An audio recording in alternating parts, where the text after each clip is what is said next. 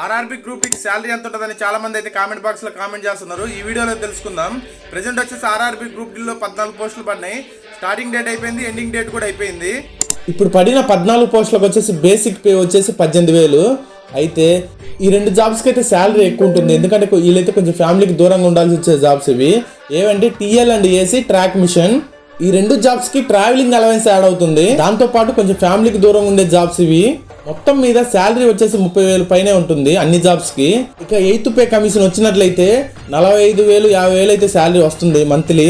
చాలా మంది comment box లో కామెంట్ చేస్తున్నారు, అన్నా ఈ పనికి ఇంత కాంపిటీషన్ ఎందుకు, అర్థమెటిక్ రీజనింగ్ ఏం యూజ్ అవుతుందని చాలా మంది అయితే కామెంట్ చేస్తున్నారు. గవర్నమెంట్ జాబ్ రావాలే కానీ నీకు నీ ఫ్యామిలీకి అయితే ఇంకా ఎలాంటి ఇబ్బంది ఉండదు. సేఫ్ సెక్యూర్ జాబ్స్ ఇవి, అందుకే లక్షలలో అప్లై చేశారు ఈసారి. బై అందరికి ఆల్ ది బెస్ట్.